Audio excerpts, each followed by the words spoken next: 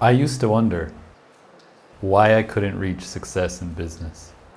I had so much knowledge, and yet guys who knew much less were making much more money.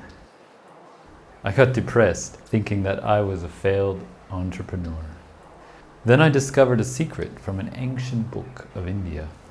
This secret told that there are 4 different types of people, each with their own set of abilities and activities. And they use this to understand what type of work to do. Because doing work that goes against one's nature leads to frustration, lack of meaning, and disengagement at work. So, why is this important today? Gallup, a workplace consulting and global research firm, revealed what is happening behind the scenes of many companies. They analyzed over 100,000 business units in 96 countries.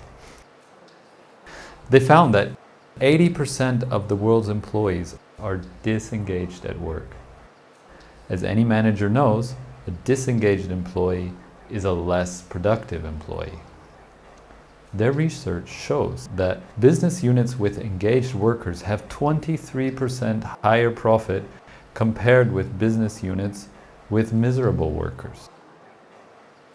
This means that if you are a company with 10 million in profit, that's an extra 2 million. Gallup goes on to answer the question, what promotes employee engagement?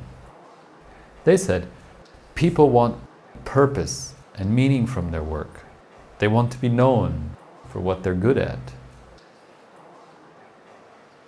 Let's face it though, for most people in the world, work is a way to just pay the bills. The idea of purpose and meaning may seem unrelated. From the perspective of the 4 Vedic personality types, when all 4 are aware of their nature and working together like a body, then things like meaning and success become an easy side effect. Just as a body has a head, arms, a torso, and legs, in the same way the 4 personality types work together to serve each other. Now imagine, the arms are missing, but the rest of the body is healthy and intact. So even though 3 out of 4 components are functioning, it will greatly hinder doing anything practical in life.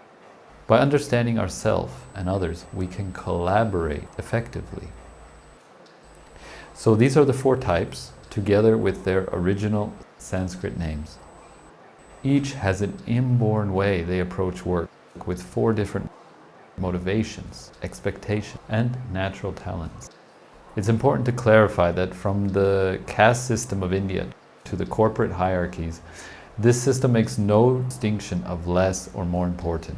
Just like your arm is not less important than your leg, it just helps with a different set of tasks.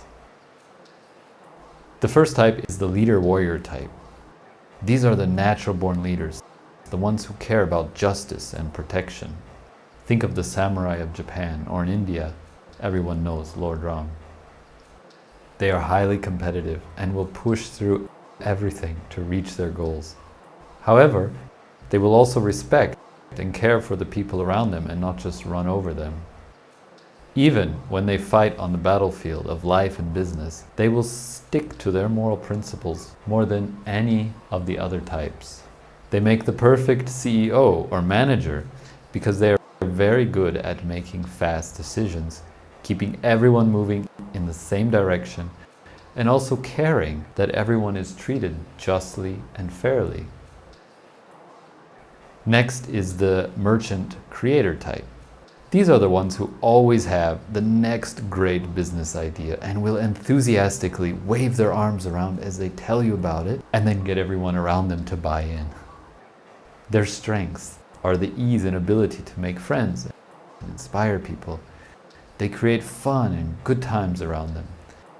They're enthusiastic and their enthusiasm is contagious, and that is why they make the best salespeople. They can position and present anything to make it appear valuable. Their weaknesses are they often have trouble sticking to one thing for a long time, or sometimes taking advantage of people for money, and therefore require the leader type to run the actual business part. Merchants find the same fulfillment in the economic marketplace that a warrior type finds on the sports field. Next is the laborer maker type. This type has the natural ability to work with the hands and are very practical. Whatever great architectural wonders of the world we see today were made by this type.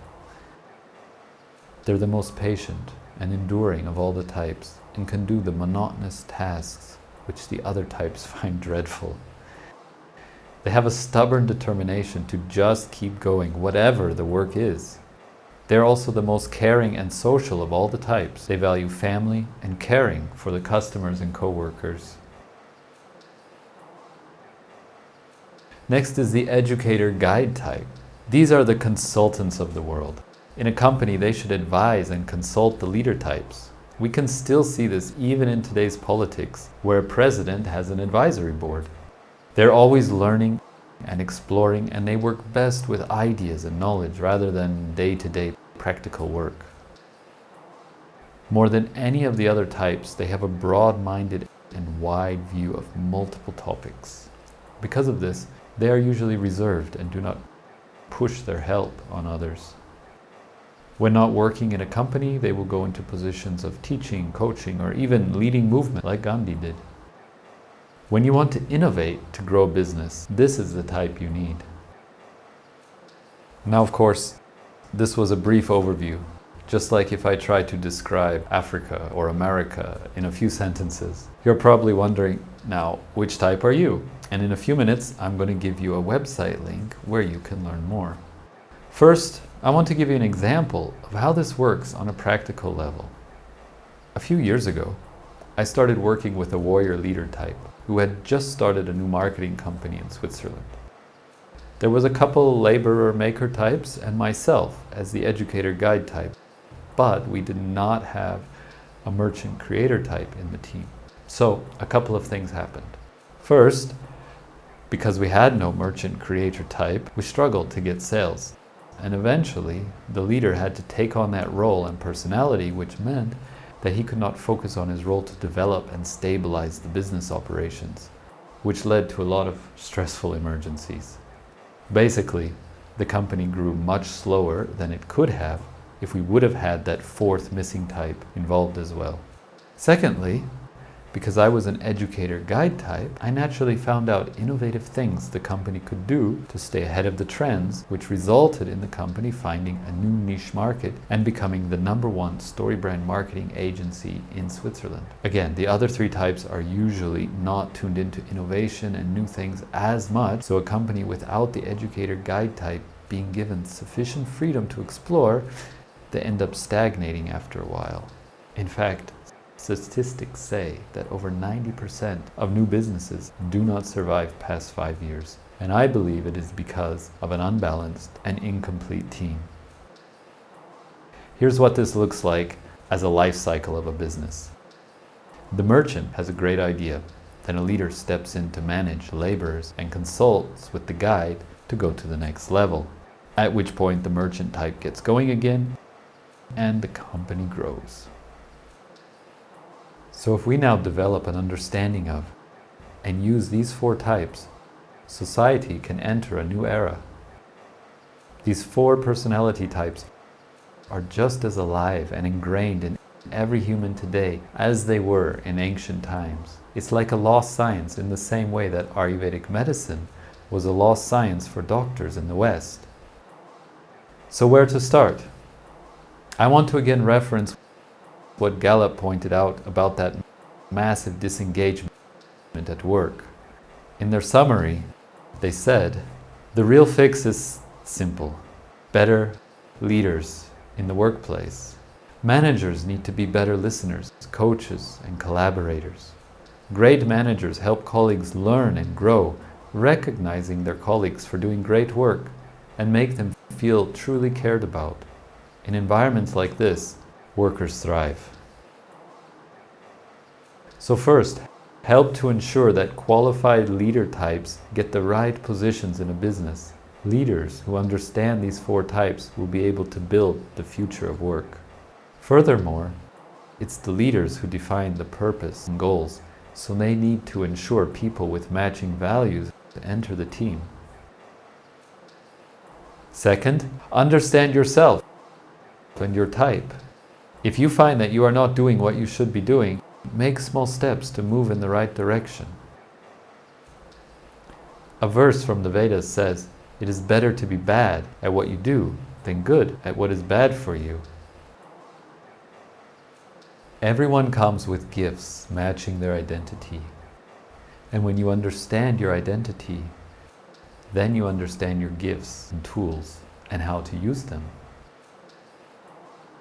If you want to start with some information and a free personality test, visit VedicPersonalityTypes.com. Third, learn about these 4 types. By understanding other people's needs and personalities, you will have more success interacting with them. To conclude, I believe that the future of work can be bright, and when teams including the 4 types collaborate together, each understanding their natural talents and abilities, and are able to use them to the fullest, thus benefiting themselves, their team, and the entire world. Thank you.